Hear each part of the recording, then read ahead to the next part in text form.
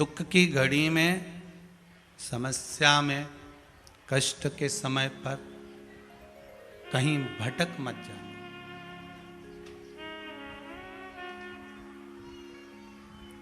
उस दुख की घड़ी में कहीं भटकना मत ही। आज एक बेटी दिल्ली से आई हुई थी सुबह, वो कह रही थी गुरुदेव सब जगह से ऐसा कोई विद्या नहीं, ऐसा कोई तंत्र नहीं, ऐसा कोई मंत्र नहीं, ऐसी कोई जगह नहीं जहाँ मैं गई नहीं, पर सब जगह केवल एक ही चीज़ देखी है कि लोगों ने केवल लूटा है धन से और समय बर्बाद किया। आखिरी बार आ रही हूँ, इसके बाद शायद मेरा विश्वास परमात्मा में रहे ना रहे। हमने उस बेटी को इतना ही कहा है कि यहाँ भी आए हो तो ये विचार कर कर जाना कि भूमि पर नमन कर कर, प्रणाम कर कर, उसको एकांत में बोल कर, विश्राम एक जगह लेकर कहीं उसको कह कर जाना।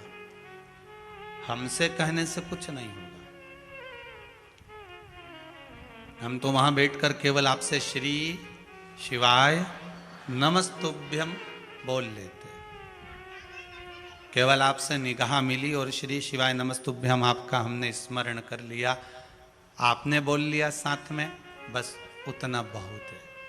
क्योंकि महाकाल बाबा की कथा से एक चीज सीखे हैं, क्लास में कितने पीरियड अटेंड कर रहे हो, कितने सब्जेक्ट पढ़ रहे हो, उससे मतलब नहीं है।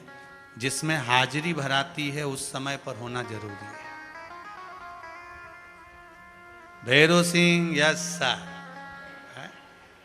कमलाबाई यस सर, तो वो बस श्री शिवाय नमस्तुभ्यम, यही बाबा की हाजिरी है, ये समझो आप, यही बाबा का नाम। गौ और गुरु, इन दोनों की शरणागति ग्रहण करो। गुरु मार्ग बताएगा, गुरु होता ही थोड़ा मार्ग। एक चेले ने गुरुजी से कहा, गुरुदेव मेरी बहन की शादी है, बहुत गरीब है हम लोग, हमारे पास में धन नहीं है गुरुदेव, बड़ी मुश्किल से शादी हो रही है। गुरुजी ने कहा ठीक है बेटा, कब जाना है? गुरुजी बस मैं कल निकल जाऊंगा। वो जाने लगा, गुरुजी को प्रणाम करने आया तो गुरुजी ने कहा दूसरे चेले से, ला अंदर अनार रखे ना, एक झोला में भर के ला दे इसको। उसको एक झोला में अनार दे दिए, ये ले जा तेरी बहन की शादी में। अब उसने मन में सोचा 6 दिन तो जाने में लग जाएंगे, अनार जाते जाते सड़ जाएंगे। अब गुरुजी को तो सोचना चाहिए, इतना धन है गुरुजी के पास में, कोई कमी है? इतना बड़ा मठ मंदिर लेकर बैठे हैं गुरुदेव, थोड़ा बहुत धन अगर दे देते तो मेरी बहन की शादी में लग जाता।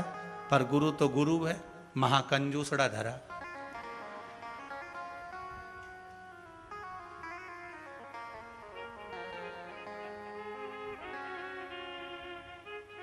चला, मन में विचार करता करता भीतर से रोता रोता जा रहा। कितना है गुरुजी के पास में, कोई कमी है? 2-4 हजार दे देते, 5 हजार 10 हजार दे देते, मेरी बहन की शादी अच्छे से हो जाती। यही कह देते, ले बेटा तेरे ही कपड़े खरीद लेना। कोई एक आध रकम दे देते बहन की शादी के लिए, पर नहीं। अरे रकम तो रकम, भोजन ही बंधवा के दे देते, थोड़ा सीधा सामान ले जा, ले चावल आटा दाल ले जा, हम आप शादी में काम ले।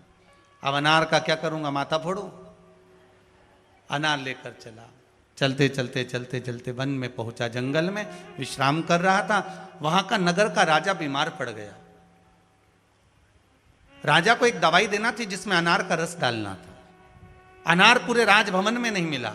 ढूंढते ढूंढते उसके दूत पहुंच गए उस व्यक्ति के पास, उसके झोले में अनार भरे हुए थे।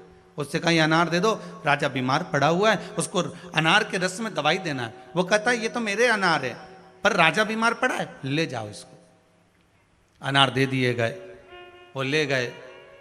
ले जाने के बाद राजा को जब दवाई दी, राजा ठीक हो गया। राजा ने कहा अनार कहाँ से लाए थे? महाराज एक वो लड़का जा रहा था, उससे मांग कर लाए। कहाँ है वो बाहर बैठा हुआ है, लाओ उसको अंदर जरा। अंदर लेकर आए। अनार किसने दिए? मेरे गुरुजी ने दिए थे। कहाँ लेकर जा रहे हो? मेरे गांव लेकर जा रहा हूँ। काहे के लिए जा रहे हो गांव? मेरी बहन की शादी है, राजा ने कहा हमें ऐसा रोग हो गया था जिससे हम बच नहीं सकते थे, पर आपके अनार ने हमें बचा लिया। अब तुम चिंता मत करो, तुम्हारी बहन की शादी जैसे एक राजा की लड़की की होती है वैसी ही होगी।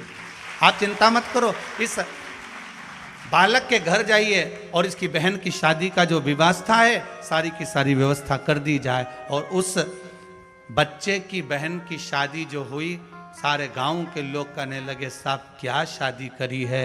अब सारे दुनिया के लोग राजा को धन्यवाद दे रहे थे, वो बालक आंख से आंसू बहाकर गुरु को धन्यवाद दे रहा था कि तुम्हारा आशीर्वाद था इसलिए हो गए। अनार काम नहीं, अगर ये अनार केवल दिखाने के लिए गुरु ने दिया था कि अनार ले जा, पर गुरु तो बोलता ही ऐसा है।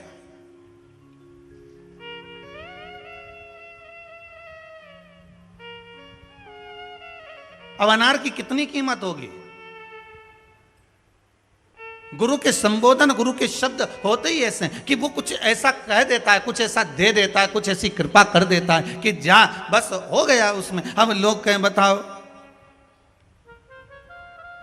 दरवाजे पे दिया लगाने से कौन सा फायदा है। पशुपति व्रत में 5 दिए मंदिर में लगा वहां तक तो ठीक है, पर छठा दिया दरवाजे पे लगा, ये कौन सी बात। और अपना ही प्रसाद अपने छोरा छोरी को नहीं दे, और छोरा छोरी हमारा मुंह देखे और हम अकेले खाएं। इतनी चतुर माता साथ में एक कटोरी अलग से प्रसाद और ले गई कि लाऊंगी तो छोरा छोरी को दे दूंगी, 3 हिस्से में तो होगा ही नहीं। अब वो 4 बार आई कि गुरुजी मैंने कई बार पशुपति व्रत करे पर भगवान ने मेरी नहीं सुनी। तो हमने कहा व्रत कैसे करे, पूरा ईमानदारी से बता दे एक बार।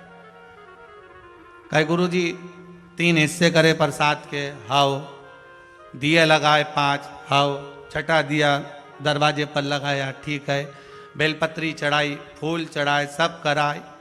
हमने कहा और कुछ करा, कुछ भी नहीं करा। और तो पक्का, बिल्कुल पक्का।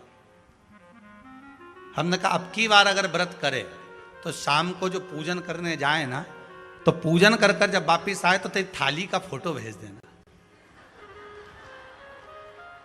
बस तेरी थाली का फोटो भेज दे। लड़की का फोटो देख के समझ में आ जाए कि छोरी कैसी है, थाली देखकर समझ में आ जाए कि पूजन कैसी हुई है, अभी मालूम पड़ जाए। तो उसने थाली का फोटो भेजा, तो एक प्रसाद का हिस्सा अलग रखा था और एक प्रसाद उसकी कटोरी में रखा था स्टील की प्लेट में, और एक अलग रखा था दोने में। हमने फोन कर कर पूछा ये बताइए दोने में कौन सा प्रसाद रखा है, तो वो 3 हिस्से करे वो, और ये कटोरी में तो के घर में छोरा छोरी रहे उनके सामने अकेली खाऊं तो अच्छा लगे, तो उनके लिए लिए ही। बस हमने कहा ठेले पर जाकर छोरा छोरी चाउमीन खाएं तेरे लिए लाएं। अरे बोल तो जरा, तो एक जगह सोमवार के अगर नी भी दिया तो कोई दिक्कत,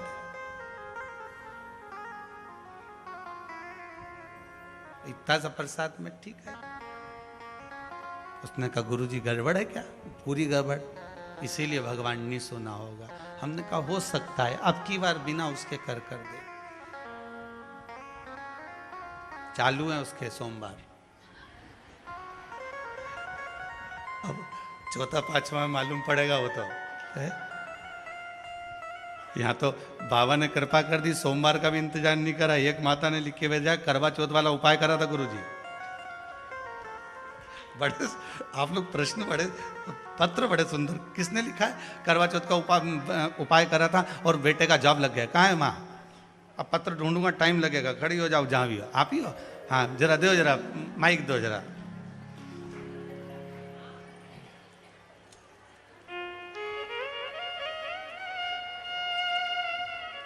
पत्र ढूंढूं पहले। श्री शिवाय नमस्तुभ्यं। श्री शिवाय नमस्तुभ्यं। माता जी कहाँ से आए आप? मैं भीकन गांव से आई, जिला भीकन गांव से आए जी। वो आपने शरद पूर्णिमा के दिन 7 चावल बोले थे कि इत्र में डुबो के और चंद्रमा के सामने प्रार्थना करना है। चंद्रमौलेश्वर नाम का लेके उसी दिन मैंने चंद्र भोलेश्वर महादेव का हाँ, तो मैंने मेरे बेटे को बोला कि बेटा तू कर ले, तो बोले मम्मी मैं नहीं करता। मैंने कहा बेटा ये आखिरी बार है कर ले तू। और देखे वो इंटरव्यू देने गया, और करवा चौथ के दिन उसका ऑर्डर आ गया। आ गया। हाँ। बस बाबा की कृपा लग गई अब जॉब। वो कल जाएगा ज्वाइन करने। ठीक ठीक, बाबा की कृपा, बैठिए विराजिए। बस यही शिव की कृपा। अच्छा, तुमने भी उसमें दम दे दी कि आखिरी बार कर ले रे छोरा। एक बात तो है, पक्के हो तुम लोग भी शिव के भगत, बैठ जाओ। पीछा नहीं छोड़ोगे तुम शंकर का, ये पक्का। शिव है ही ऐसा।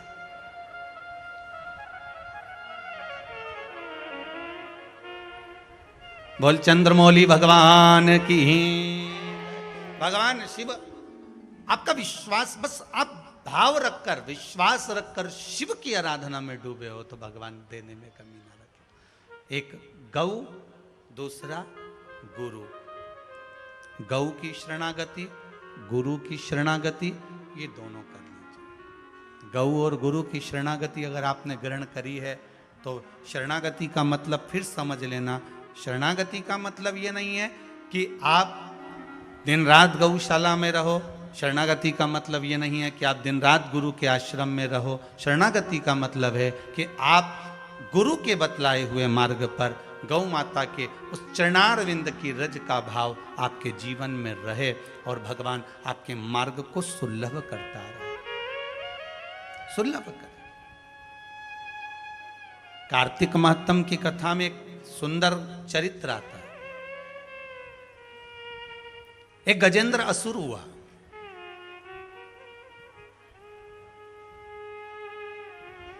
ये असुर, ये राक्षस बड़ा विचित्र था। कभी मनुष्य का रूप ले लेता था, कभी हाथी का रूप ले लेता था। कार्तिक महत्तम कहता है कभी मानव का रूप ले रहा है, कभी हाथी का रूप ले रहा है, गज का रूप ले रहा है।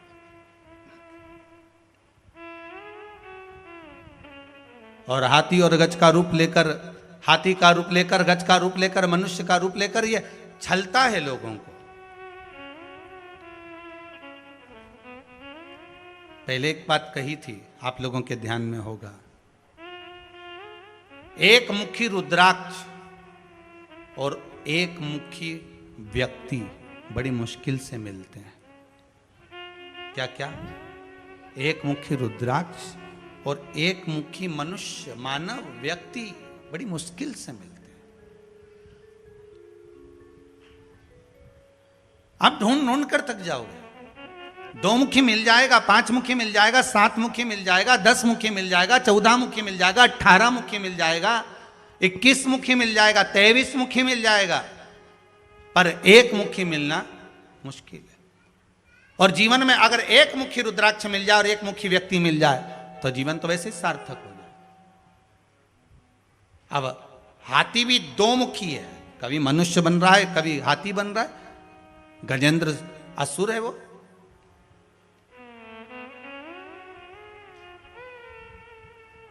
एक बार उसने विचार करा, अब की बार मैं हाथी का रूप लेकर, हाथी का रूप धारण कर कर मैं शंकर की आराधना करूंगा।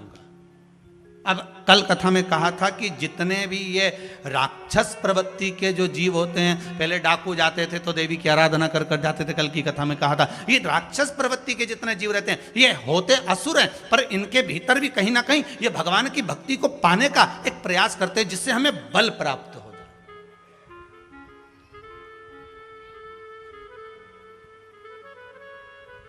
भगवान का जो भजन है, भगवान का जो स्मरण है, भगवान की जो कथा है, शिव महापुराण की जो कथा है, शंकर भगवान की जो पूजन है, अर्चना है, श्री शिवाय नमस्तुभ्यम या पंचाक्षर मंत्र नमः शिवाय या 12 अक्षर मंत्र ओम नमो भगवते वासुदेवाय, ये सारे जो मंत्र हैं, ये सारे जो भगवान की सेवा, अर्चना, पूजन, ये जितनी भी है ये हमको बल प्रदान करती है। कई लोग पूछते हैं महाराज जी क्या होता है पूजन पाठ करने से, क्या होता है?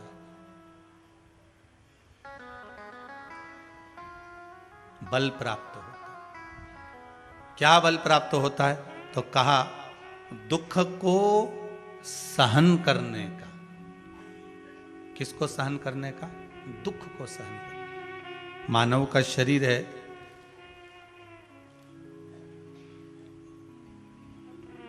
दुख तो हर मनुष्य को आना ही है। ऐसा कोई संसार में जन्म नहीं लिया जिसको दुख ना मिले। मेरे परमात्मा को भी अगर मृत्यु लोक में जन्म लेना पड़ा, मेरे राम जी भी आए हैं तो दुख सहना पड़ा। मेरे भगवान कृष्ण को भी अगर मृत्यु लोक में आना पड़ा तो उनको दुख सहना पड़ा है। गौतम बुद्ध का भी अगर रूप धर कर आ गए तो उनको भी दुख सहना पड़ा है। नरसिंह अवतार धारण कर आ गए तो भी दुख सहना पड़ा है। वामन अवतार धर कर आ गए तो भी दुख सहना पड़ा है। मृत्यु लोक में अगर आए हैं, मृत्यु लोक में अगर जन्म लिया है तो दुख तो सहन करना ही पड़ेगा। तो हमें ये भगवान की जो भक्ति है, भगवान का जो भजन है, भगवान का जो स्मरण है, शिव महापुराण की जो कथा है, ये हमको बल प्रदान करती है कि अभी हम इतनी जल्दी हारेंगे नहीं।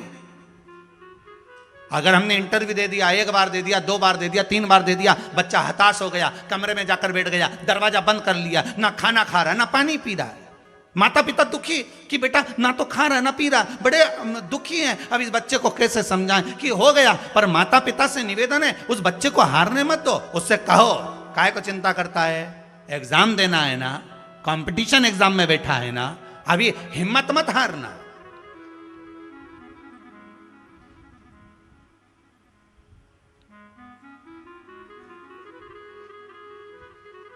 जरा सा भारत और पाकिस्तान का मैच हुआ अभी, और अगर हमारे भारत के खिलाड़ी हर बार जीतते रहे, एक बार अगर हारे हैं, तो उसमें परमात्मा का आशीर्वाद समझना कि भगवान ने ये कृपा कर कर हराया है कि तुम्हारे नजदीक में रहने वाले दोगले कितने पनप रहे हैं, उनको दिखाना था। हार में भी विजय, उनका विल पावर कमजोर नहीं करना है हमको। अगर भारत की भूमि पर तुम्हारा जन्म हुआ है, भारत में अगर तुम पैदा हुए हो, इस भारत जननी है तुम्हारी, तो जरा सा वो मैच हारने पर तुम सोचो कि ये भारत का मैच हार गया। अरे भाई, ये भगवान ने प्रेरणा दी है। भगवान कुछ सिखाने के लिए थोड़ी देर के लिए नीचे बिठा देता है, उसके बाद होता है कभी कभी दूध में उफान, एक बार गैस डाउन करो तब नीचे जो आ जाता है, एक बार का फिर गैस तेज करा तो ऊपर से ही उछल जाता है। कोई साधारण है क्या? भारत के खिलाड़ी एक बार ऐसा उछलेंगे कि देखते रह जाओगे, देखते रह जाओगे। क्या समझते हो? बस आप तो खेल में तुमने समझ लिया, सहजता नहीं है।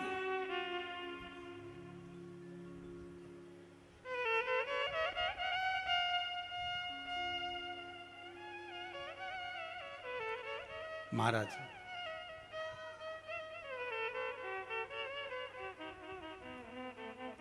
जुए में,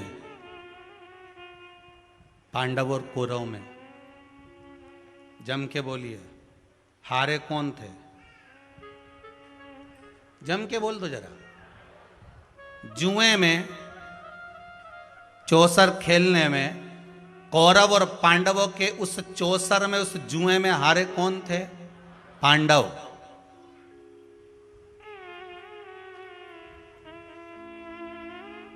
अर्जुन ने भगवान कृष्ण से कहा, कन्हैया आपको मालूम है हम चौसर में हार गए, हम जुए में हार गए। भगवान ने कहा चिंता मत कर, पहला गेम था, हराना जरूरी था, आखिरी का तो अपन ही जीतेंगे। ये तो झांकी, अभी तो कोई टेंशन लेने की जरूरत नहीं। काहे को चिंता करता? अगर अभी तुम जीत जाते तो बाद में हार जाते, अभी हार गए तो बाद में जीत निश्चित है। चिंता ना करिएगा। उपासना, बच्चे अगर हार रहे हैं, एग्जाम दे रहे हैं, कंपटीशन एग्जाम में बैठ रहे हैं, परीक्षा दे रहे हैं, बहू भी एग्जाम दे रही है, बेटे भी दे रहे हैं, बार बार इंटरव्यू देने जा रहे हैं, हारना नहीं है। शंकर पर विश्वास रखो, भगवान शिव का स्मरण कर कर, शिव का अनुमोदन कर कर, शंकर का भजन कर कर, शिव नाम का स्मरण कर कर जाओ तो सही। सबसे ज्यादा खुशी इस बात की है आज के पर्चों में कि इसमें जितने पर्चे हैं इसमें सबसे ज्यादा पर्चे इस बात के हैं कि मेरे बच्चों की सरकारी नौकरी लग गई, जॉब लग गई, ये लग गया, वो लग गया। सबसे ज्यादा खुशी इस बात की है। और फिर निवेदन करूंगा, ये पर्चे हमारे जाने के बाद यहीं रहते हैं, आप भी पढ़ लिया करो। हम थोड़े बहुत नहीं पढ़ पाते हो तो आप पढ़ लेना, पढ़ लिया। खुशी इस बात की है, हिम्मत ना हारिएगा, हारिया ना हिम्मत बिसारिया ना राम। शंकर का अनुमोदन करते जाओ, शिव का स्मरण करते जाओ, भगवान की भक्ति को धारण करते जाओ, आगे बढ़ते जाओ। एक बात याद रखना, अगर किसी एग्जाम में बैठ रहे हो, बहुत बार बैठ चुके हो, नहीं हो रहा, तो कच्चे दूध में थोड़ी सी काली मिर्च को पीस कर डाल लीजिए। फिर काली मिर्च आ गई, ध्यान रखना। कच्चे दूध में थोड़ी सी काली मिर्ची को पीस कर डाल लीजिए। महाराज, थोड़ा सा कच्चा दूध बेलपत्री के पेड़ के नीचे समर्पित कर दीजिए, अपना नाम और गोत्र बोलकर।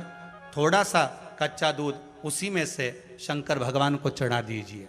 फिर एक कलश जल का साथ लेकर जाइए, जो शंकर भगवान पर जल चढ़ा कर आइए। फिर जिस एग्जाम में जा रहे हो उसमें आप चले जाइए, बाबा आपको सफलता प्रदान करेगा ही, ये पक्का है।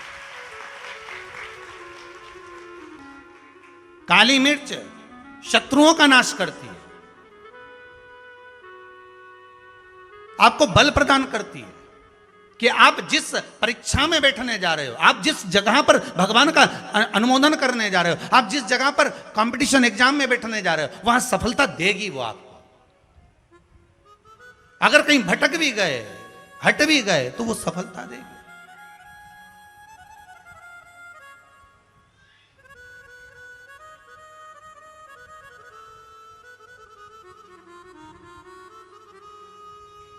अभी कुछ दिन पहले की बात है,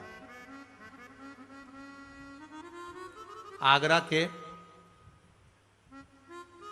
अग्रवाल जी का बेटा, उनकी बहन ने फोन करा था कि गुरुजी से इतना बोल दो कि हमारा भाई वो कौन बनेगा, करोड़पति में जाना है, उसका नाम आना चाहिए और बिल्कुल बस पहुंच जाना चाहिए।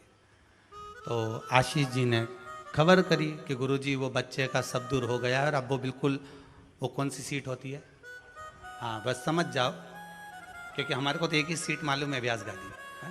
तो उस सीट पर वो बैठेगा, गुरुजी उसका सब दूर हो गया, बस वो वहाँ तक पहुँच जाए, क्योंकि अब आखिरी है, उसमें भी बहुत सारे रहते हैं, उसमें तुरंत बस उसका आना चाहिए। तो आशीष बोले, हमने कहा बाबा का नाम लेकर जाएं, होगा क्यों ना होगा,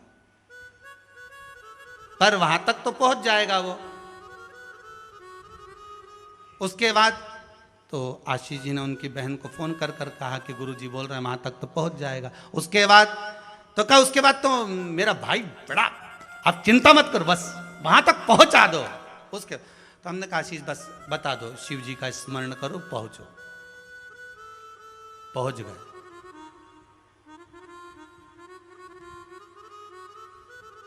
अब फिर बोली, बात याद रखना, गुरु कह रहा है कि पेड़ पे झंडा बांध दो।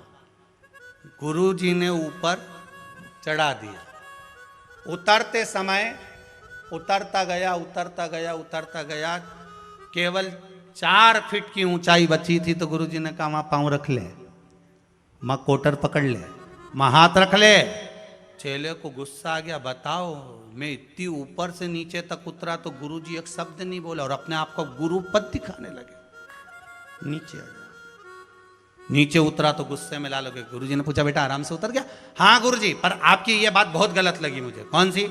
मैं इतनी ऊपर से नीचे उतरा, आपने एक बार भी नहीं कहा कि वहां हाथ पकड़ ले, कि वो कोटर पकड़ ले, कि वो डाली पकड़ ले, और केवल जरा सी दूरी बची थी। जब तो मैं ही उतर जाता तो आप बताने लगे कि कोटर पे पांव रख लेने, डाली पकड़ लेने, नीचे उतर जा, आराम से देख के उतरना, संभल के उतरना। गुरुजी बोले, भैया बात इतनी सी है, जब व्यक्ति मंजिल तक पहुंचता है और मंजिल से जब नीचे उतरता है तब उसको डर लगता है, भय लगता है, कैसे चढ़ूंगा, कैसे उतरूंगा। जब मंजिल करीब में होती है, घर पास में होता है, तो गाड़ी की स्पीड भी तेज कर ली जाती। अब तो 3 किलोमीटर बचा है और मालूम पड़े वो 3 किलोमीटर के बीच में ही गाड़ी के सामने सुअर आ गया तो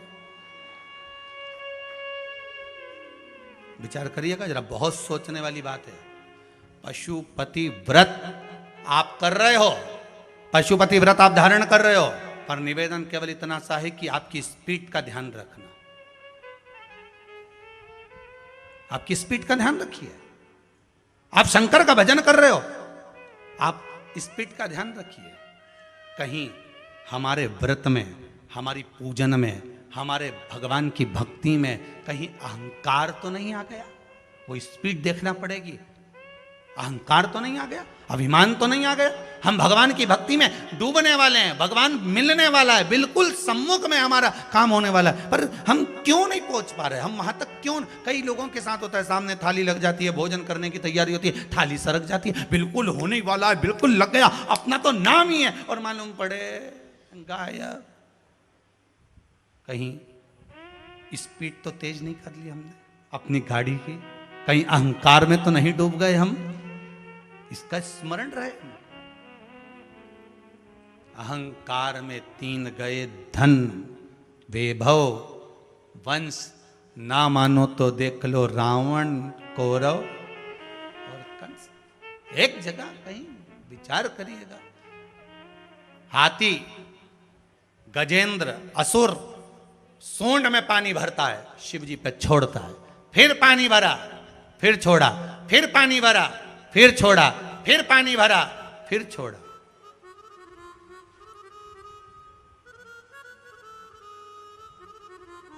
हमारी अहमता ना रहे, हमारी अहमता। फिर पानी भरा, फिर छोड़ा, फिर पानी भरा, फिर छोड़ा। विश्वनाथ शंभु त्रिकालदर्शी कैलाशी प्रसन्न हो गए। मांग तुझे क्या चाहिए? कई लोग कहते हैं शंकर जी पे पानी चढ़ाने से होता क्या है? तो असुर पर अगर वो प्रसन्न हो सकता है तो आप तो, और हम तो सांसारिक मानव है, मनुष्य है, प्रसन्न हो गया।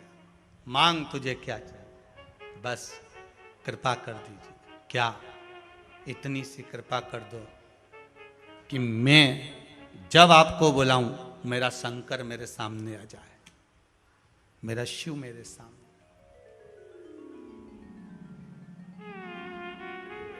क्यों ना देगा? अगर आपका विश्वास है, भाव सिद्ध है, तो ऐसी कई सीट मिल जाएंगी जहां आपको बैठना है। अगर आपका विश्वास शंकर से। वो बच्चा जब उस सीट पर बैठा तो प्रसन्नता हमको भी हुई कि वहां पहुंच गया। विश्वास रखकर पहुंचा है तो क्यों ना मिलेगा? भरोसा रखकर गए तो क्यों ना मिलेगा? बस विश्वास दृढ़ होना चाहिए, भरोसा दृढ़ होना चाहिए। हाथी ने मांग लिया, जब जब बुलाऊं तब शिव को आना पड़ेगा। शंकर जी थे, उन्होंने कह दिया तथास्तु, बुला लेना, आ जाऊंगा।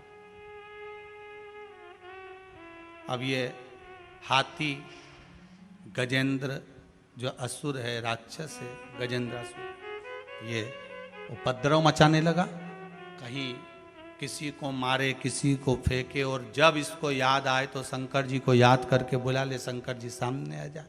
मांग तुझे क्या चाहिए? प्रभु, भोलेनाथ जी बोले हाँ बोलो, क्या चाहिए बोलो। बस बहुत तेज भूख लग रही है, आज भोजन की व्यवस्था नहीं हुई। शंकर जी बोले ये काम और रह गया था।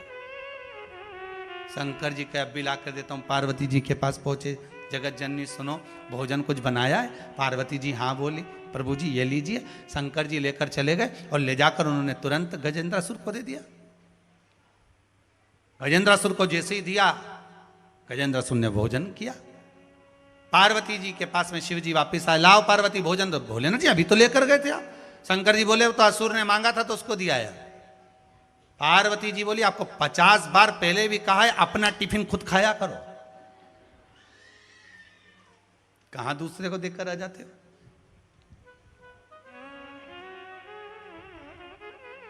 भगवान भूत भावन भूतेश्वर बड़े प्रसन्न। गजेंद्रासुर जब शिव को बुलाए, शंकर तब आ जाए। आज देवऋषि नारद देख रहे थे कि गजेंद्रासुर ने जैसे ही शंकर जी को बुलाया और भगवान आए तुरंत, और अभी शंकर जी आकर गए और गजेंद्रासुर ने फिर बुलाया और शिव फिर आ गए। कार्तिक महत्तम की कथा कहती है बार बार मेरे भोलेनाथ जी को बुलाया जा रहा है और बार बार भोलेनाथ जी आ रहे हैं। नारद जी थकित रह गए, नारद जी पहुंच गए सीधे गजेंद्रासुर के पास में। हर हर महादेव। क्या बात है, मैंने देखा है आप बार बार शंकर जी को बुला रहे हो, शंकर जी आपके यहाँ आ रहे हैं, मेरी एक बात मानोगे? देवऋषि नारद बोलो क्या चाहते हो? देवऋषि नारद जी बोले बार बार शंकर जी को बुलाने में समय बर्बाद होता है, शिव जी जाते हैं फिर आते हैं, फिर जाते हैं फिर आते हैं, इससे अच्छा है तुम एक काम करो, अगर शंकर तुम्हारा कहना मानते हैं तो शंकर जी को अपने भीतर उतार लो, शंकर जी को अपने अंदर उतार लो।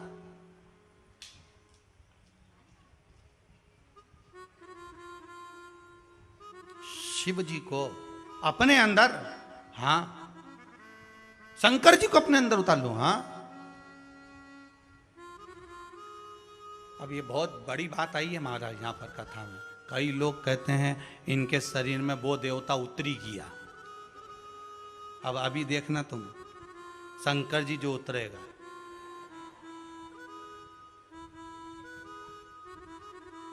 देवता को और कहीं जगह नहीं मिली जो तुम्हारे शरीर में उतरी गया।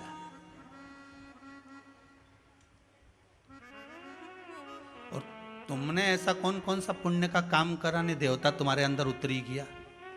बोलो तो सही, कौन सा तुमने 40 साल 30 साल अन्न नहीं खाया?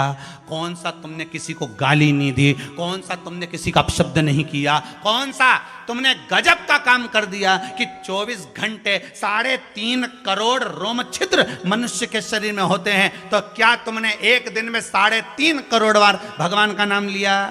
अरे बोलो जम के। तो फिर देवता को तुम्हारा ही शरीर क्यों मिला? ने तुरंत कह दिया देवता इसमें उतरी गया, इसका शरीर में देवता भरे गया। तो मेरे को एक बात समझ में नहीं आया, देवता इसी को क्यों ढूंढ के आया? आखिर कारण क्या था देवता? एक आध बार देवता मिल जाए नहीं तो पूछ लूं, बोलो रे कमलाबाई में क्यों आया, बता जरा, ये बेरू सिंह में क्यों आया तू है, और ये रामकली में काहे घुसी गया, ये तो बता मेरे को कि ये आखिर कारण क्या था? ने देवता ही में भरे गया। अभी भराएगा देखो।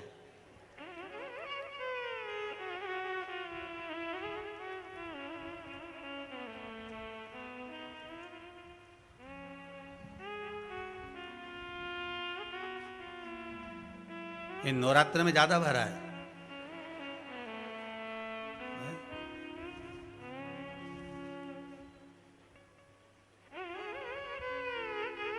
कहीं की कथा में नहीं मिला, बस यही कथा में मिला है कार्तिक की। अच्छे से सुन लेना कि देवता भराया और फिर निकला तो कैसे निकला, ये देखिएगा।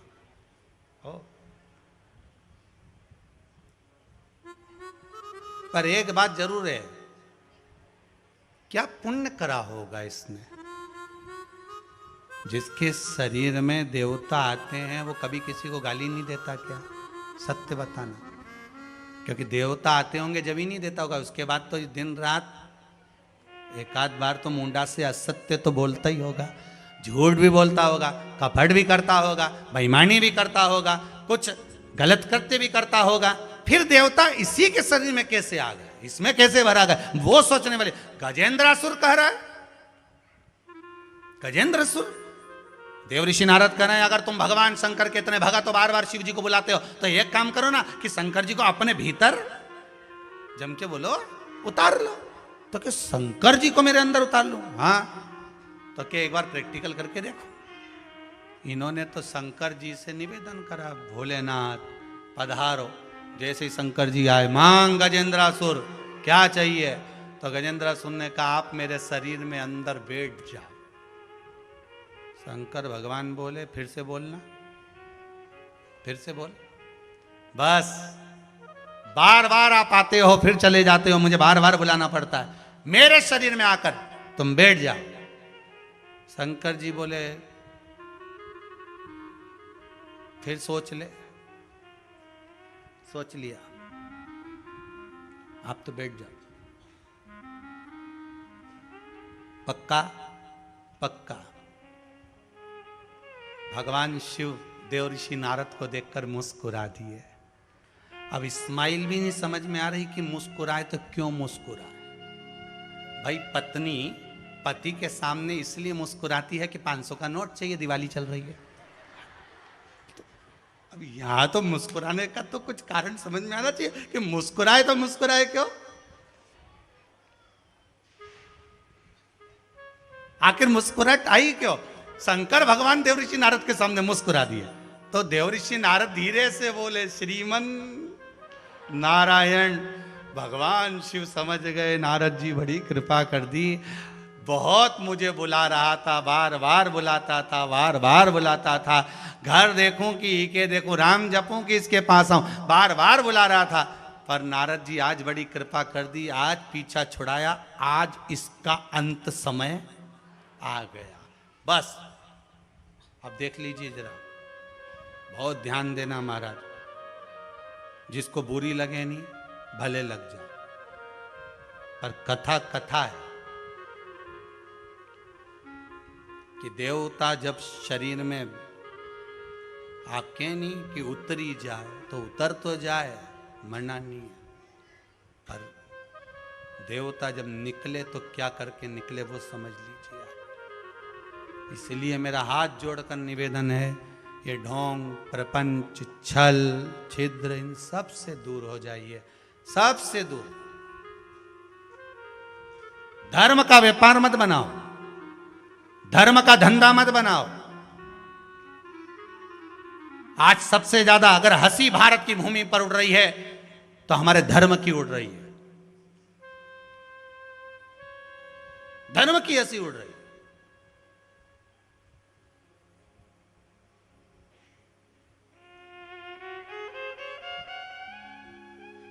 रोड पे चल रहे हैं, चलते चलते देवता आ गया, शोभा यात्रा आगे निकल गई, देवी जी पीछे रह गई। आगे वाले बोले रुको रुको रुको रुको रुको रुको, क्या हो गया। माता जी आई है, वो आगे ही नहीं बढ़ रही है। फिर नरियल ला,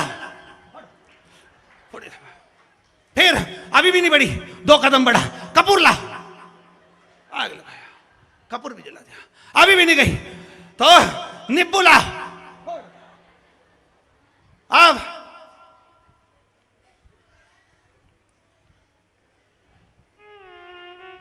कहीं नहीं, एक काम करो, ओके कान का भाला नीचे पटक दो, अब भी देवी गायब। चल आगे, नहीं मारा तो ये पड़िया, अभी काय को धर्म का धंधा बना रहे हो। धर्म को ढोंग मत बनाओ, धर्म को प्रपंच मत बनाओ, धर्म को धंधा मत बनाओ, धर्म को व्यापार मत बनाओ। हिंदू धर्म की कहीं हंसी मत उड़ने दो, छल मत करो। देवी देवता देवलोक में रहकर जो प्रसन्न होते हैं वो किसी के शरीर में आकर प्रसन्न नहीं होते, बस भजन में लगे रहो। मीरा को कभी नहीं आए, नामदेव को कभी नहीं आए, तो राम जी के कभी नहीं आया, यहाँ तो किसी के नहीं आया। वो तो भगवान की भक्ति में लगे थे। बस उनके सामने गजेंद्रासुर के शरीर में शिव जी से करें आप मेरे अंदर बैठ जाओ। शंकर भगवान ने एक शिवलिंग का स्वरूप बनाया और श्वास द्वारा मेरे शंकर भगवान उस गजेंद्रासुर के शरीर में जाकर बैठ गए। कार्तिक महत्तम कराए, शरीर में जाकर जब गजेंद्रासुर के भगवान शिव बैठे, गजेंद्रासुर शंकर भगवान को अपने हृदय में जब बिठा लिया, उदर में अपने भीतर जब बिठा लेता है, तब चारों तरफ हाहाकार मच गया। भगवान विष्णु के पास खबर गई कि शिव नहीं है। निर्णायक दल में से शंकर जी गायब हो गए। शंकर कहां हैं? ढूंढा जाए। ढूंढने के लिए गुप्तचर भेजे। मालूम पड़ा कि शंकर भगवान तो गजेंद्रासुर के हृदय में अंदर जाकर बैठ गए, शिवलिंग की आकृति में बैठ गए। अच्छा, अब इनको प्रकट कैसे करा जाए? इनको प्रकट कैसे करा जाए? तो कहा प्रकट करने का एक तरीका है। क्या? भगवान विष्णु ने कहा भजन से बढ़िया कोई तरीका नहीं हो सकता। चलो, भगवान नारायण ने अपने साथ में ब्रह्मदेव, इंद्रदेव, वरुण देव, गरुण देव सारे देवताओं को लिया और मृदंग का नाद करते करते भगवान शिव का गुणगान करते करते जैसे गजेंद्रासुर के सामने पहुंचे और गजेंद्रासुर के सामने पहुंचकर उन्होंने जो आवाज लगाना चालू करी, भगवान को लगा मेरे नारायण मुझे ढूंढने के लिए आए हैं, मैं नारायण के बिना नहीं रह सकता, नारायण मेरे बिना नहीं रह सकते। भगवान अपने शिवलिंग के टुकड़े टुकड़े कर दिए और गजेंद्रासुर के शरीर में से फूट फूट कर निकल गए। भगवान शंकर जब शरीर से बाहर निकले तब देवता भी देखकर घबरा गए कि शरीर में से भगवान फूट फूट कर निकल रहे हैं, फूट फूट।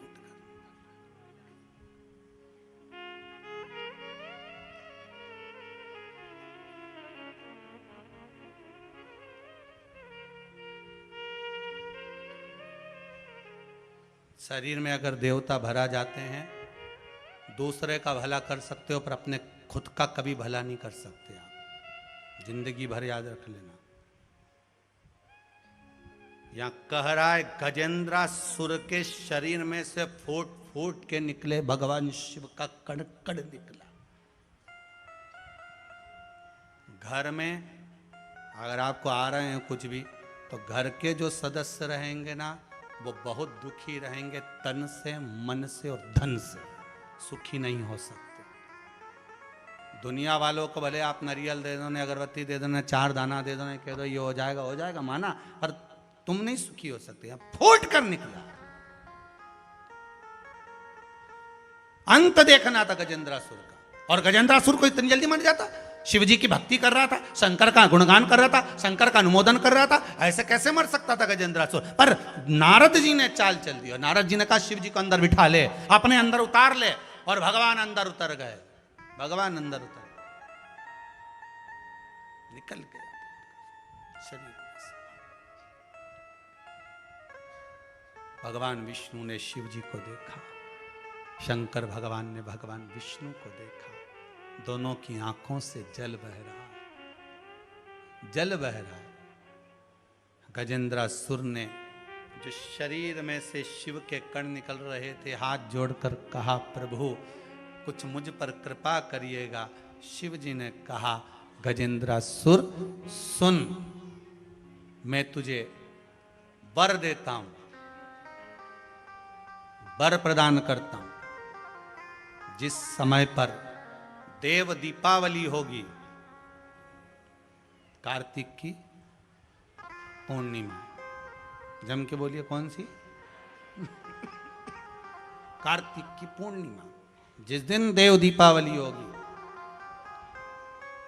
जिस दिन नाग दीपावली देव दीपावली मनाई जाएगी, दिया प्रज्वलित करने के बाद जब दीप ठंडा हो जाएगा, उस ठंडे दीप में, ठंडा होने के बाद दिया जब ठंडा हो जाता है बाती लगाने के बाद, उसमें जो तेल रह जाएगा, बाती का अंश रह जाएगा, उसके फल से, कार्तिक महीने के फल से तेरी गति संवरेगी और तू नारायण के धाम में सदा विराजमान रहेगा। उस कार्तिक की पूर्णिमा के दीप की जली हुई बाती के भी पुण्य का भाग गजेंद्रासुर को मिल गया। कार्तिक महत्तम का इतना प्रमाण है महाराज, कार्तिक महत्तम। मैं तो धन्यवाद दे रहा हूं इन दोनों परिवार को, विसावाड़िया और महाराज सारस्वत जी को, कि आप कार्तिक के महीने में शिव महापुराण की कथा को जनमानस को श्रवण करा रहे। और कार्तिक महत्तम का जो विशेष वर्णन है वो जीवन का सुख है। हम फिर निवेदन करेंगे, कार्तिक के महीने में आप कुछ नहीं कर सकते तो कहीं पीपल की जड़ के नीचे, कहीं आंवले की जड़ के नीचे, कहीं बेलपत्री की जड़ के नीचे आप जाकर उस वृक्ष के नीचे दीप जरूर लगाओ, जलाइए।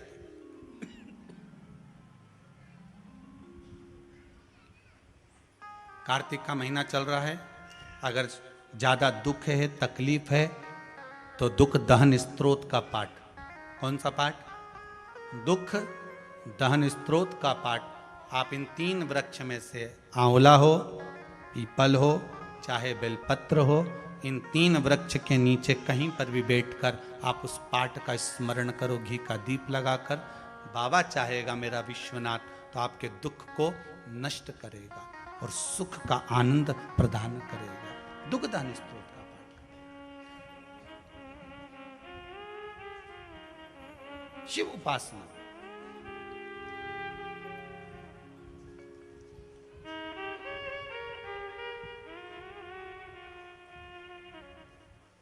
और जब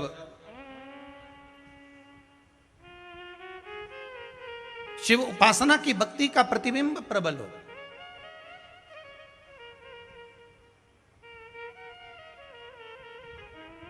तब एक आनंद की अनुभूति, वो कहे ना, भोले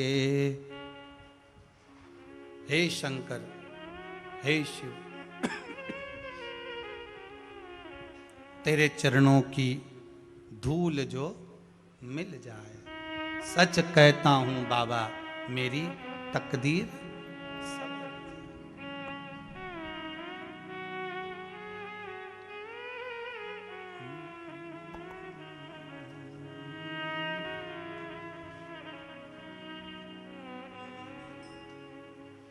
भोले इस जीवन की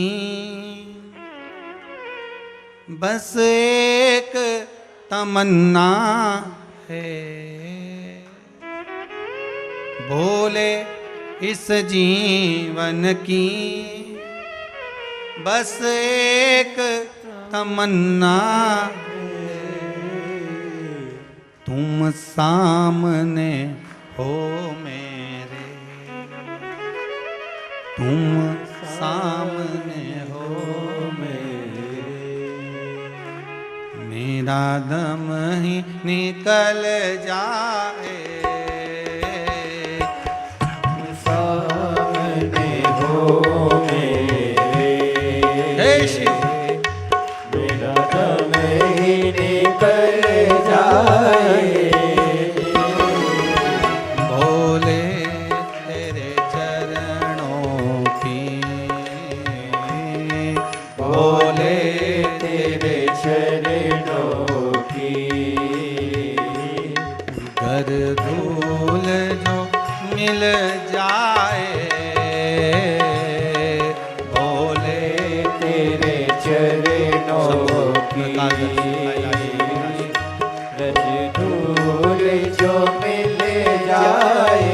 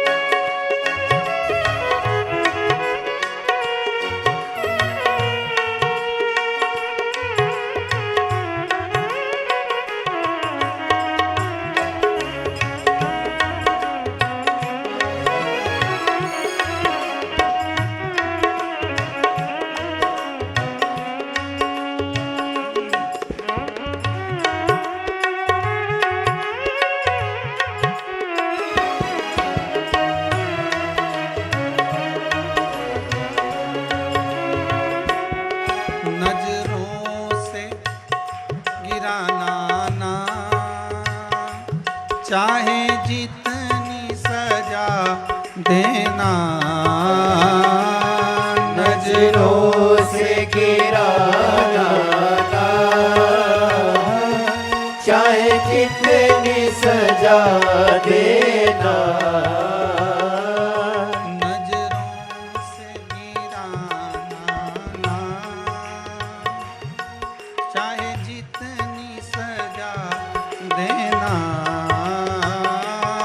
नजरों से गिराना ना, चाहे जितनी सजा देना, नजरों से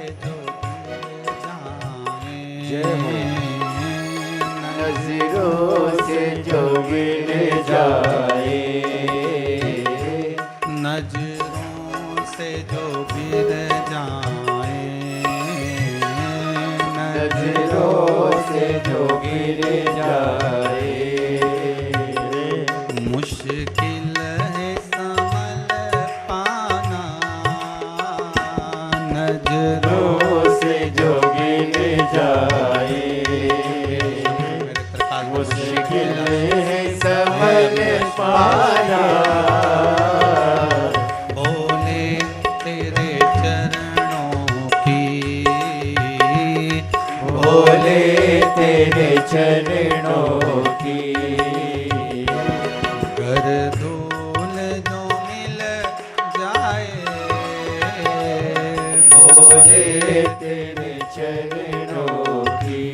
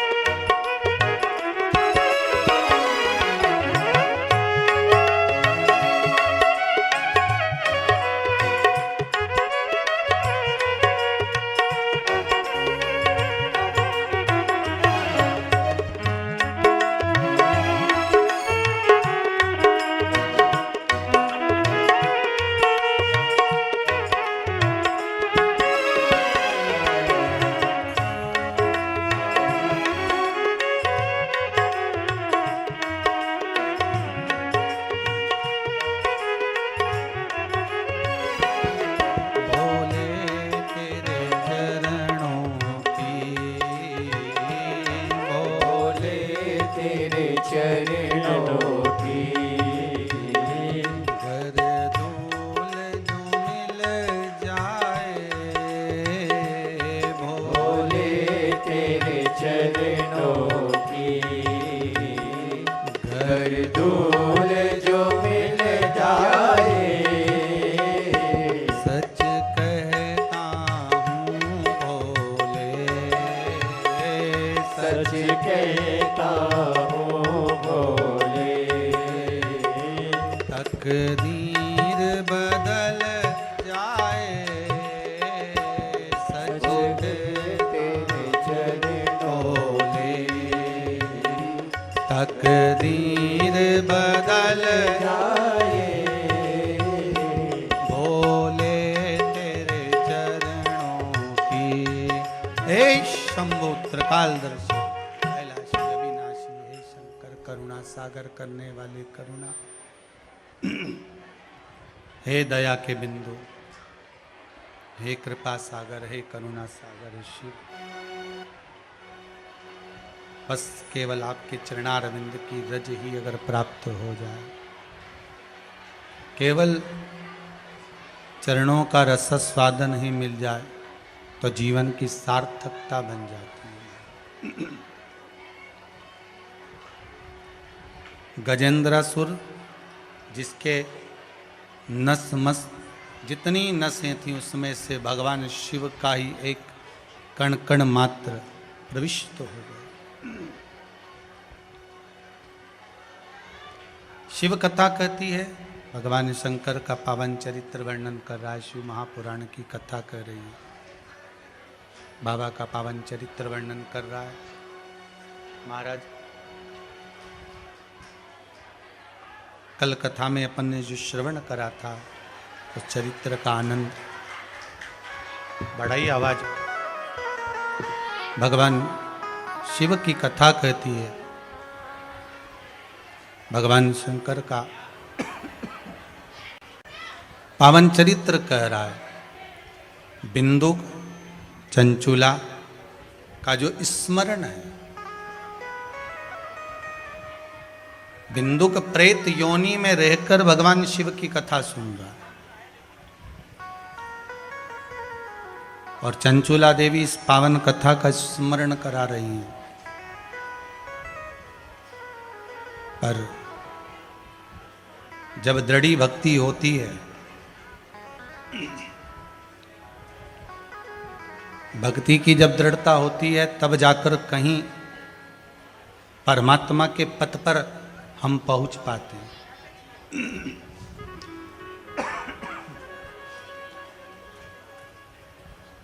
दृढ़ भक्ति के बल पर हमें परमात्मा मिल पाता है।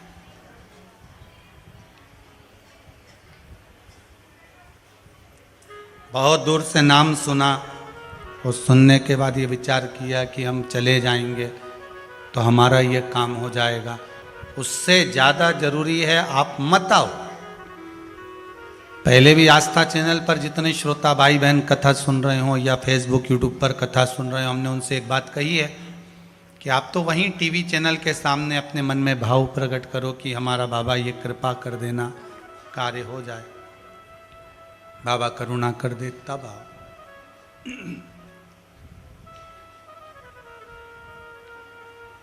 भक्ति दृढ़ी हो, विश्वास दृढ़ी हो, तब भगवान के दरवाजे पर। किसी पर प्रेशर देकर या किसी को बहुत डरा कर हम फिर निवेदन, शिव महापुराण में कहीं ऐसा नहीं निकला कि ऐसा करोगे तो उससे ये हो जाएगा। पूरी पुराण सुनना, जितनी यूट्यूब पर कथा डली हो कहीं पर आपको शिव पुराण में भय बताया कि ऐसा करोगे तो ऐसा हो जाएगा, भय नहीं बताया। शिव महापुराण में तो यहां तक कहा कि अगर आपने जल चढ़ा दिया, दूध चढ़ा दिया और हो सकता है कभी कभी गलती से कुछ कलश का स्पर्श भी शिवलिंग पर हो गया हो सकता है, गलती हो जाती है, मानव का शरीर है, ये तो मानव पुतला है, गलतियों का पुतला है। गलती किससे होती है? मनुष्य से। भगवान से कभी गलती हुई क्या? अरे बोलो तो सर, गलती हुई परमात्मा से। परमात्मा अगर गलती करता तो क्या बात थी? गलती हमेशा मानव से हुई है और परमात्मा कभी गलती नहीं करता। परमात्मा तो हमारी गलतियों को माफ कर देता। शिव महापुराण में कहीं भय नहीं बताया, भय का कोई चरित्र नहीं आया कि आपने ऐसे पूजन करोगे तो उससे ये हो जाएगा, ऐसी पूजन करो तो उससे ये हो जाएगा। नहीं नहीं, भय नहीं। शिव महापुराण तो कहती है भाव रखो, भय हटा दो।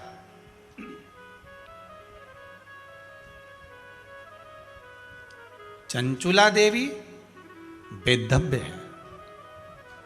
अब उसने सुना कि वेदव्य शिव महापुराण की कथा में जजमान कैसे बने, मन में एक भ्रम उत्पन्न हो जाता।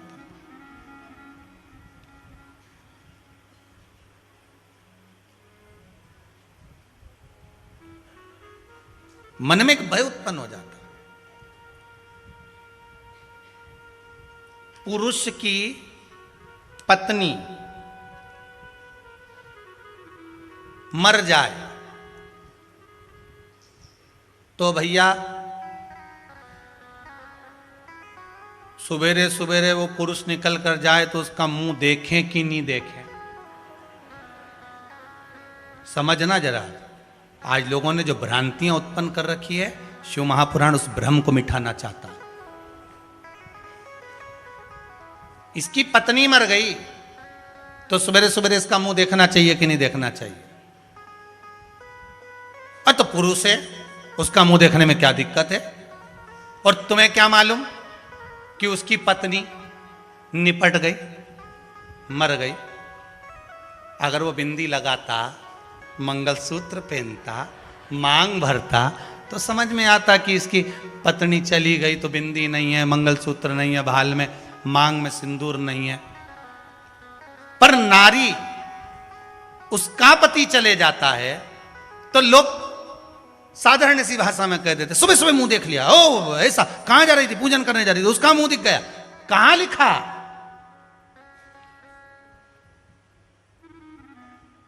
जन्म परमात्मा ने दिया है, मृत्यु परमात्मा देते हैं। महाराज, किसका संबंध, किसका साथ, किसके साथ कितना है, ये वो लिख कर भेजता है। तुम किसी का मुख देखकर ये निर्णय नहीं ले सकते कि ये गलत है कि सही है।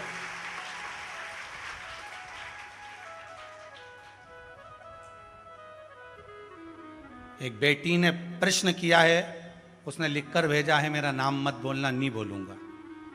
एक बेटी ने लिखकर भेजा है, मैं कथा में बैठी हूं, कोरोना महामारी में मेरा ससुर भी चले गया और मेरा पति भी चले गया, और हम दोनों घर में सास और बहू अपने छोटे से बच्चे को पाल रहे हैं।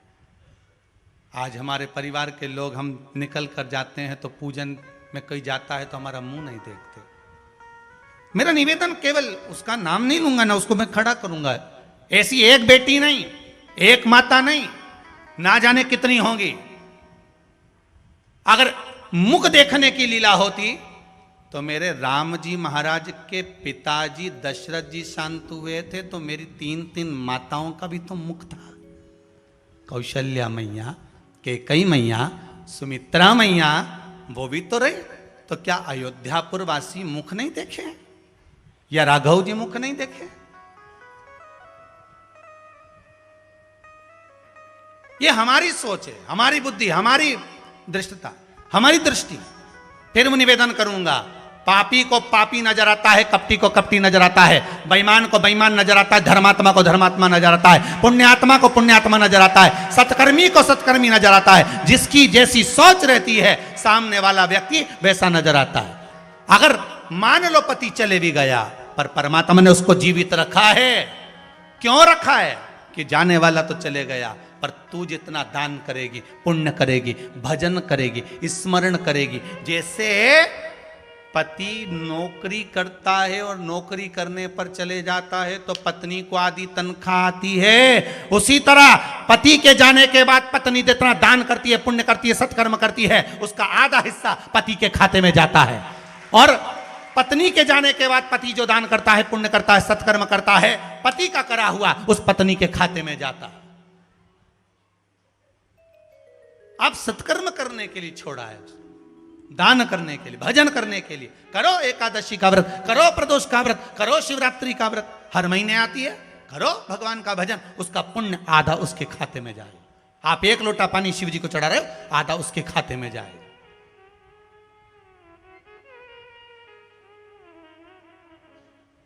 मिलेगा।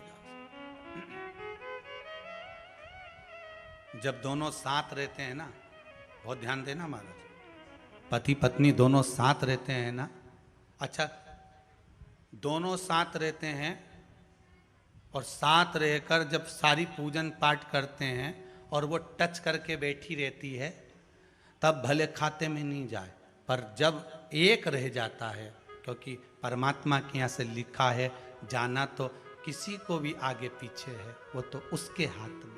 एक जब रह जाता है तब उसका हिस्से का भाग उधर पहुंच जाता है। शिव कहो, भगवत भक्ति में डूबे रहो, किसी पर आक्षेप लगाना उत्तमता नहीं कि मुख नहीं देखा जाए, या कहां लिखा है, कौन कह रहा है मुख ना देखिए।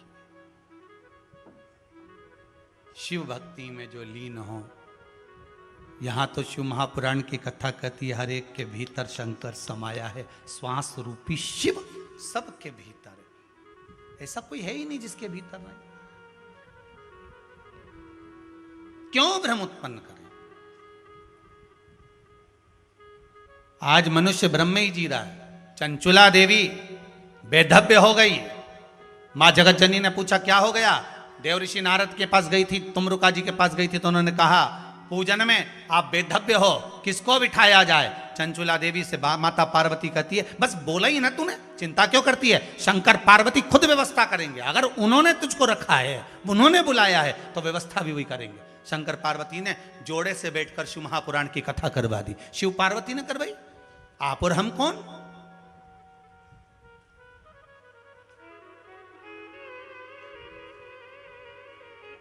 आप और हम हैं कौन?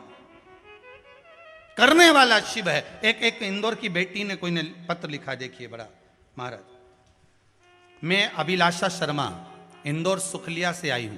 कहां बैठी है बेटा? वह बैठी हूं। दीदी आपने लिखा है, दीजिए रमाई को।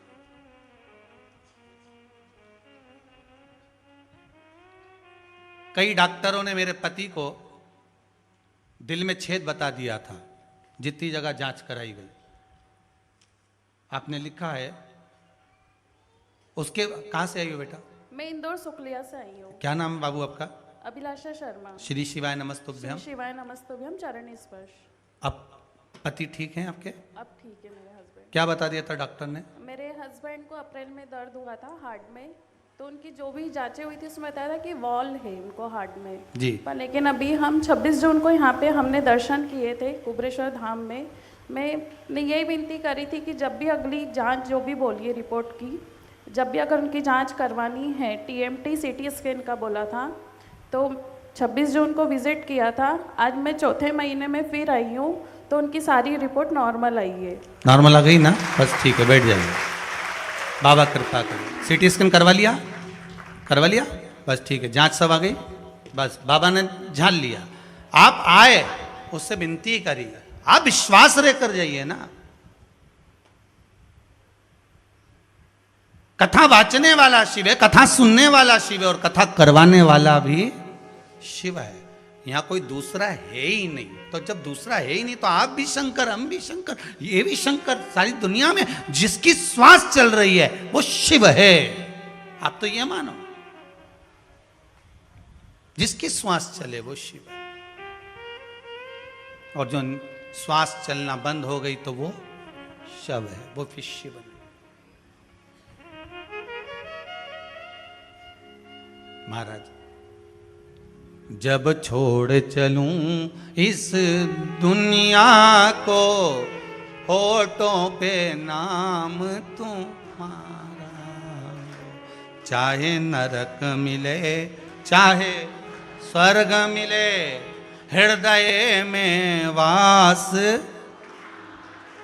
बस मेरा कुबेरेश्वर महादेव, मेरा शंकर, मेरा विश्वनाथ, मेरा महाकाल, मेरा परली बैजनाथ, मेरा सोमनाथ, मेरा मल्लिकार्जुन, मेरा केदारनाथ, मेरा भीमा शंकर, मेरा ओमकार। अंतिम समय में स्वर्ग मिले चाहे नरक मिले, मुझे उससे कोई मतलब नहीं, पर मरते समय मेरा शंकर मेरे हृदय में होना चाहिए। तब निपटूंगी कि स्वर्ग जाऊंगी कि नरक जाऊंगी, मुझे कोई मतलब। भीतर मेरा शिव हो तब देखा जाए। बस अंतिम दिन, तन भोले नाम की चादर हो, जब गहरी नींद में सोई रहूं, कानों में मेरे गूंजते हो भोले नाम तुम्हारा हर पल। हे शंभु, अंतिम समय में तेरा ही नाम का स्मरण लेकर जाऊं। इसीलिए तो दुनिया के लोग कहते हैं राम नाम सत्य है, सत्य ही शिव है और शिव ही सुंदर है। डायरेक्ट तो कह नहीं पाते कि शंकर का नाम बोलें डायरेक्ट।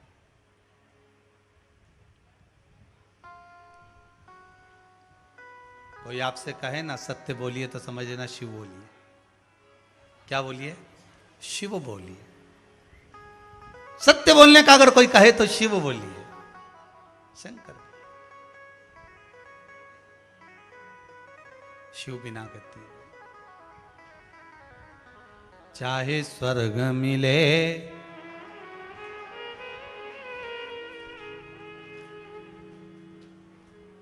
आपको कहां जाना है? पहले अपन विचार तो करें एक बार कि पहले निश्चित करा जाए कि कौन सी प्रॉपर्टी अपनी है? सिग्नेचर जहां होंगे वहीं तुम माने जाओगे।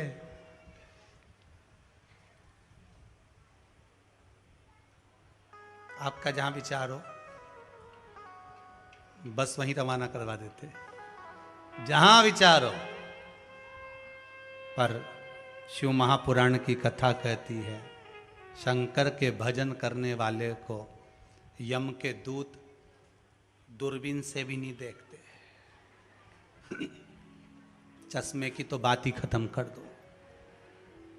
दूरबीन से भी यम के दूत शंकर का भजन करने वाले को दूरबीन से भी नहीं देखते। शिव के भजन करने वाले को अगर कोई देखता है तो वो नंदी पर बैठा हुआ मेरा महाकाल देखता है, दूसरा कोई देखता ही नहीं है। कोई नहीं देखे, केवल शिव देखता है। ओ घड़दानी, त्रिकालदर्शी, कैलाशी, अविनाशी, कितना सुंदर नंदी पर चढ़कर आता है, हाथ में डमरू, त्रिशूल और जगत जननी जगदम्बा साथ में, और नंदी दौड़ता हुआ जाता है। और नंदी भी मुख हिलाते हिलाते कहता है, बाबा बताओ किसके दरवाजे जाना है। शंकर भगवान कहते हैं, जिसने शिव महापुराण की कथा सुनी हो उसी के दरवाजे पर आज ले चल, मुझे वहीं लेकर चल। और वहीं शिव पहुंच जाता है, उसके द्वार पर चले वहां।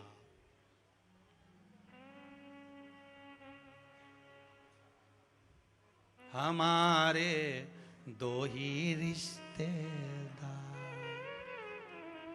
एक हमारे भोले बाबा, दूजी गौरा रानी सरकार। हमारे दो ही रिश्तेदार। हाँ, तुम्हारे हो सकते हैं बहुत सारे, तुम्हारे तो बहुत हो सकते हैं, तुम्हारी रिश्तेदारी कोई कम है क्या, पर हमसे कोई पूछे तो हमारे दो ही हैं, एक शंकर जी, एक पार्वती जी। बस ये दोनों इतने जोरदार हैं, जब याद करो, जब बोलो तब हाजिर। नहीं आए तो पशुपति व्रत कर लो, हाजिर तुरंत। हमने एक माता जी ने लिखकर भेजा था, पशुपति व्रत तो ऐसा है जैसे शंकर जी को कॉल कर रहे हैं, बस फोन किया और आया तुरंत। वाह, शिव है। कोई कह रहे थे, गुरुजी मंदिरों में सोमवार के दिन इतने दिए लगते हैं कि रोज दिवाली लगती है, हर सोमवार शंकर जी के सामने दिवाली। भाव है आपका, बाबा की कृपा है आप पर, बड़ी करुणा। महाराज शिव कथा करें, चंचुला देवी के मन में भाव जागृत हो गया था। बिंदु कथा का रसस्वादन कर रहे हैं। ब्रह्मा जी स्वयं भगवान के कहने पर सृष्टि को आगे बढ़ा रहे हैं, सृष्टि खंड को बढ़ाया। मनु शत्रुपा प्रकट करे, उत्तानपात प्रियवत कन्या देवहूति प्रसूति आकुति प्रकट करे। मनु शत्रुपा के द्वारा जो सृष्टि को बढ़ाया गया, बस हम यहीं से समझ लें कि देखिए, ब्रह्मदेव के बाद में अगर सृष्टि का कुछ क्रम बढ़ा है तो मनु और शत्रुपा से बढ़ा है। हृदय से दक्ष, संतान हुई उत्तानपात प्रियवत। उत्तानपात की दो धर्म पत्नियां थी, सुनीति और सुरुचि। एक नीति का पद बतला रही है, एक रुचि का पद बतला रही है। आपने श्रीमद् भागवत कथा में सुना होगा, नीति और रुचि। एक नीति के पथ पर लेकर जा रही है तो दूसरी रुचि के पथ पर लेकर जा रही है। कभी कभी हमारा मार्ग भी ऐसा होना चाहिए। जैसे एक बार भगवान विष्णु सो रहे थे, शेषनाग की सैया पर शयन कर रहे थे, और भगवान विष्णु शेषनाग की सैया पर शयन करते करते भगवान ने एक स्वप्न देख लिया कि भगवान शंकर मेरे बैकुंठ में आकर सुंदर हाथ में डमरू लेकर त्रिशूल लेकर सुंदर आनंद से नाच रहे हैं। जैसे नृत्य की लीला का दर्शन भगवान ने करा, भगवान विष्णु उठ बैठे, तुरंत उठ के बैठ गए।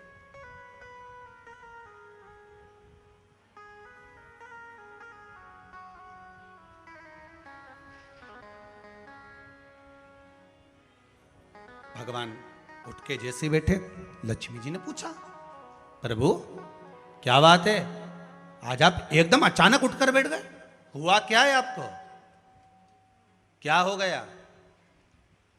भगवान बोले, लक्ष्मी मैंने आज स्वप्न देखा। क्या स्वप्न देख लिया आपने? आपने स्वप्न क्या देख लिया? देखा क्या है आपने स्वप्न? मैंने स्वप्न में देखा है देवाधिदेव महादेव बैकुंठ आए और बैकुंठ में नृत्य कर रहे हैं। अच्छा, इसलिए मेरा मन कर रहा है कि मैं महादेव से मिलकर आऊं, चलो मेरे साथ। भगवान ने गरुण जी को बुलाया, गरुण जी आइए।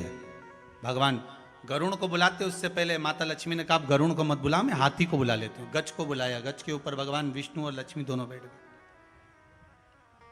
चले, अब ये दोनों जा रहे थे भगवान शंकर को याद करते करते, शिव का गुणगान करते करते, शंकर का भजन करते करते, शिव स्मरण करते करते करते करते जैसे ही जा रहे थे, जाते जाते बीच रास्ते में उधर से देवाधिदेव महादेव माता पार्वती के साथ आ रहे थे।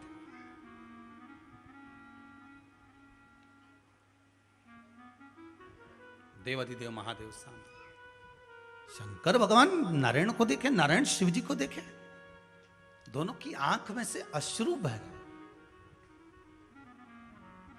भगवान नारायण ने हाथ जोड़कर पूछा देवाधिदेव महादेव से, प्रभु आप कहां जा रहे हो? महादेव हाथ जोड़कर बोलते हैं, आप ही से मिलने जा रहे थे। क्यों? शंकर भगवान बोले, रात्रि के समय पर जब मैं नेत्र बंद करके बैठा हुआ था, तब मैंने क्या स्वप्न देखा कि मैं बैकुंठ में पहुंच गया हूं और बैकुंठ में जाकर मैं नृत्य कर रहा हूं। तो मुझे लगा आप मुझे याद कर रहे हो, इसलिए मैं आपसे मिलने आ गया। भगवान विष्णु बोले, यही कि यही स्वप्न मैंने भी देखा और आपसे मिलने के लिए चल दिया। शंकर भगवान बोले, अगर ऐसी बात है तो आप चलो कैलाश पर, चलो थोड़े दिन कैलाश पर रहना, थोड़ी देर चलिए। भगवान विष्णु बोले, नहीं नहीं नहीं, स्वप्न मेरे को आया था, आप बैकुंठ में आए हो तो आप बैकुंठ चलिए। शंकर भगवान बोले, नहीं कैलाश चलना पड़ेगा। भगवान विष्णु कहे, नहीं बैकुंठ चलना पड़ेगा। वहीं से देव ऋषि नारद निकल कर जा रहे थे। श्रीमन नारद जी ने, अब नारद जी की थोड़ी आदत भी है बीच में बोलने की, थोड़ा सा। अब नारद जी पहुंच गए इन दोनों के बीच में। भगवान विष्णु और भगवान शिव जी को देखकर देव ऋषि नारद ने प्रणाम करा। हर हर श्रीमन। भगवान ने पूछा, क्या बात है नारद जी? शंकर भगवान पूछे, आओ नारद जी, आपका आदर है, सम्मान है, सत्कार है। नारद जी बोले, बोलो प्रभु। तो भगवान बोले, पहले ये बताओ नारद जी कि तुम क्यों आए, कैसे आए? नारद जी बोले, आप दोनों खड़े थे तो मैंने सोचा मैं भी चलूं बीच में, थोड़ी देर बातचीत कर लो। तो शंकर भगवान बोले, बहुत अच्छे समय पर आए हो। भगवान विष्णु बोले, आप ही का इंतजार था। हम दोनों में थोड़ा सा विवाद चल रहा है, हम दोनों ने एक जैसा स्वप्न देखा है, दोनों एक दूसरे से मिलने जा रहे थे, पर दोनों एक जगह रास्ते में मिल गए, चौराहे पर मिल गए। अब बात ऐसी है, मैं कह रहा हूं शंकर भगवान से कि आप बैकुंठ चलो, शंकर जी कह रहे हैं आप कैलाश चलो। अब आप बताओ कौन कहां जाए? नारद जी चुटैया घुमाए, राम जी बड़े बुरे फंसे। कभी कभी बीच में बोलने वालों की हालत खराब हो जाती है।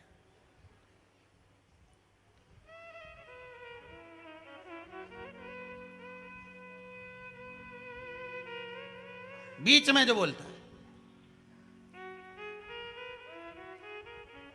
जैसे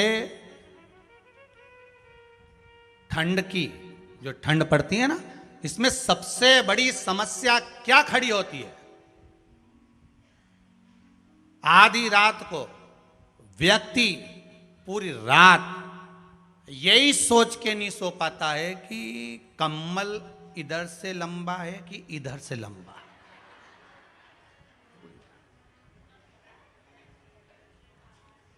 पूरी रात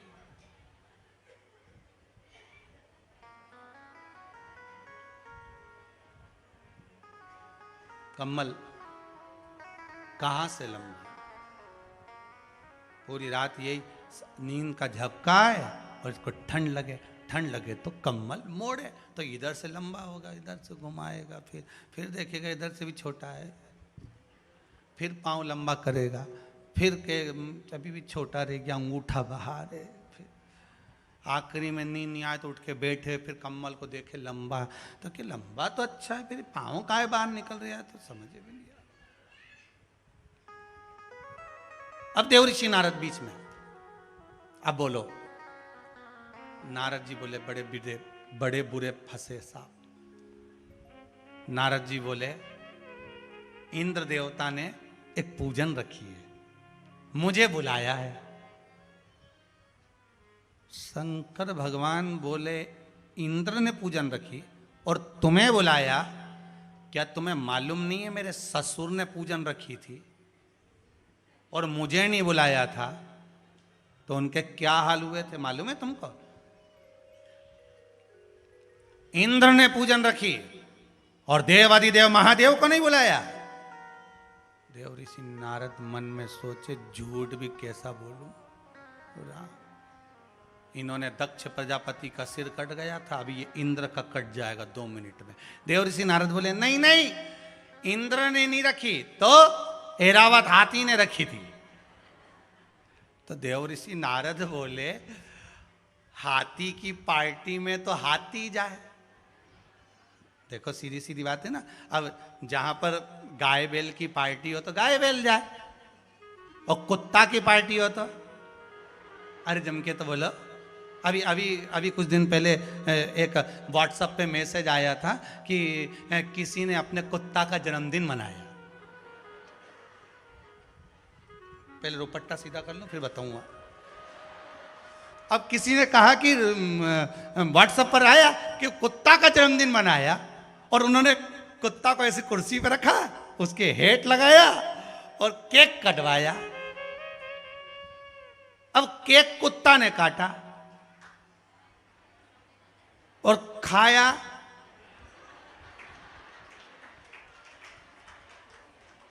जितने पार्टी में आए थे, ये हमारी जूली का जन्मदिन है, आ जाना।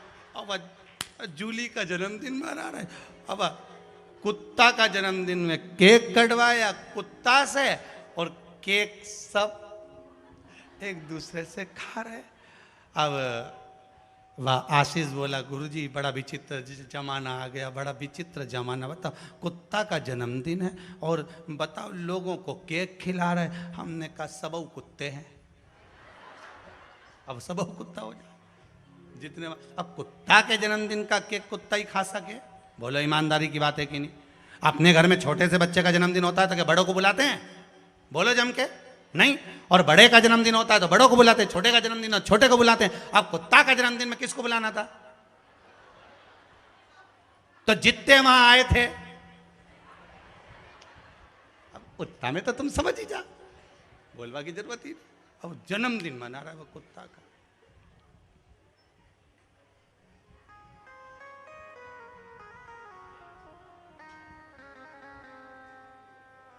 एक बात और समझ में नहीं आई कि वह कुत्ता के जन्मदिन में गिफ्ट क्या क्या लाए होंगे। गिफ्ट क्या रहा महाराज? बड़ा ध्यान दीजिएगा, शिव महापुराण की कथा कर रही भाव। जितना धन आप व्यर्थ की जगह पर खर्च करते हो, उसमें से एक अंश भी आप किसी गरीब की पढ़ाई पर, किसी गरीब के विवाह में, किसी गरीब के भोजन में खर्च कर दोगे तो जीवन का सबसे बड़ा सुख मिलेगा। जीवन का सबसे बड़ा सुख मिलेगा। जो धन व्यर्थ की जगह पर खर्च कर, सत्कर्म की ओर लगा दो। देव ऋषि नारद बोले, हम तो बीच में फंस गए। भगवान शिव ने कहा, ऐरावत हाथी का अगर कोई पूजन है तो वहां हाथी जाए, तुम क्या करने जा रहे हो? नारद जी मन में सोचे, अपन तो फिर फंस गए। अब नारद जी बोले, प्रभु बताइए अब क्या करना है? अब निर्णय दो कि भगवान विष्णु कैलाश पर आएंगे कि भगवान शंकर बैकुंठ जाएंगे, निर्णय आप दीजिए। इतने में देव ऋषि नारद तुरंत माता पार्वती जी की ओर देख कर बोले, ये सारे निर्णय तो जगदम्बा ही दे सकती है, इसके सिवाय कोई नहीं दे सकता। और बिल्कुल सत्य है, जहां पर माता पिता बैठे हों, बच्चों को थोड़ा कम बोलना चाहिए। बच्चों को थोड़ा कम बोलना चाहिए। हाँ, बोलने की जगह बोलो, बोलने की जगह के मना नहीं। जैसे एक व्यक्ति, एक लड़के की नई नई शादी हुई थी। अब नई नई शादी हुई तो घर में बहुत दिनों के बाद सास आ गई। सास आ गई तो उसका बहुत आदर करा, सम्मान करा, सत्कार करा। सास वहीं पर रही थोड़े दिन तक। आज भोजन बना, भोजन बना तो उसका पति खा रहा था, बेटा जो जमाई है वो खा रहा था। भोजन करने जैसे ही बैठा, पत्नी ने भोजन परोसा। भोजन परोसते से ही पति ने कहा, आज भोजन सासू जी ने बनाया है। बहू बड़ी प्रसन्न हुई, प्रसन्न होकर बोली, तुम्हें कैसे मालूम कि आज मम्मी ने भोजन बनाया है? पति बोला, बस मैं पहचान गया था कि मम्मी ने भोजन बनाया है, सासू जी ने बनाया। तो तुम पहचाने कैसे? तुम तो ऑफिस गए थे, तुम्हें कैसे मालूम कि सास ने भोजन बनाया है? पति बोला, बस रोज भोजन की थाली में काला बाल आता था, सफेद आया है।